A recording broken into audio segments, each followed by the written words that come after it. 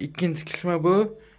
Birinci kısmında ösük kaldı telefonum sonra ikinci kısmını alıp başlayayım. Mana atam yanıga keldik. Mana atamlar. Atamning gaplari. Assalamualaikum. Ini ucapan ama kan ucapan itu menjadi oturum bir zaman şimdi pemam.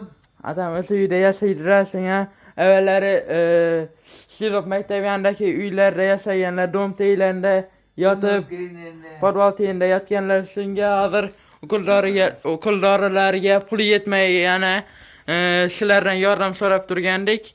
Shunga hozir uy ichlari mana bir xonada bir pech ishlatadi. Shu ishlaydi. Hozir atamni o'ylarini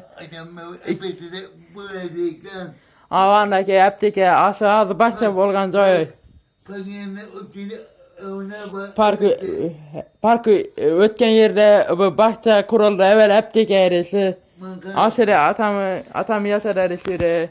Hozir yashab bir xonada yashab o'tiribmiz.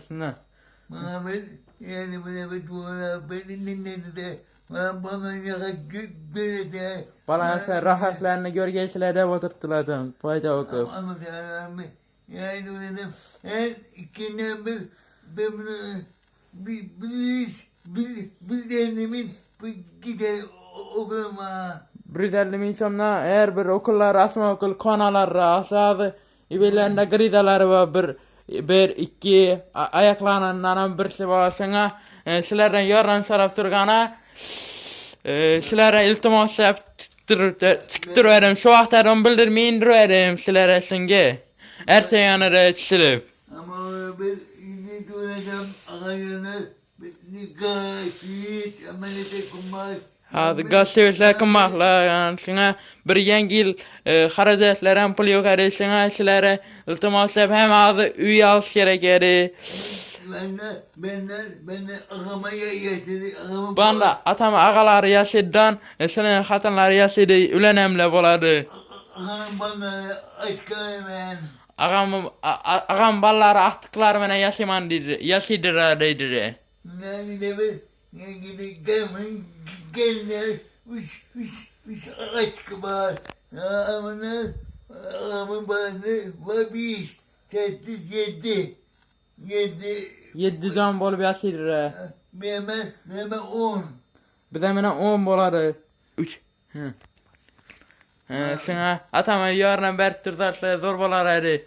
Bakın ben ağam ne ağam bana üç adam yaşadı. 3 adam yaşadı. Bize 3 bolup yaşamız. Enem, atam, men yaşamız kuru. Ağam bana var.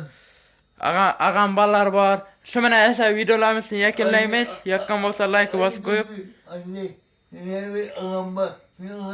Bana ben o gide bana yaşadım anne. Ben babam. İşte bir xonada yaşaymiz. Şu mene keyin videolarımızın yakınlaymış. Yakın olsa like. Hozir atam payta verer. Hozir chiqib ko'rsatib olaman. Bir dana masakilamiz bor. Esa bir xonada atam og'alarining xotinlari yashaydi. Hozir ichariga kirib ko'rsataman. Esa bir bani bor bo'ldi, bir bani. Hozir tirasini yaqayin ko'rsataman. Mana bir bani. İçine kertkep yordamını koyup olamiz. Meni bir papka içine yashaymiz.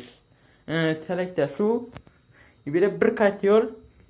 Bani içine su gitadi birden. Su gitadi. Hazır. Nasıl? Bir bani içeride saplıyoruz. Sana işe iltimas sevkilere çıkıp üyada kaydık. Hadi dostlar,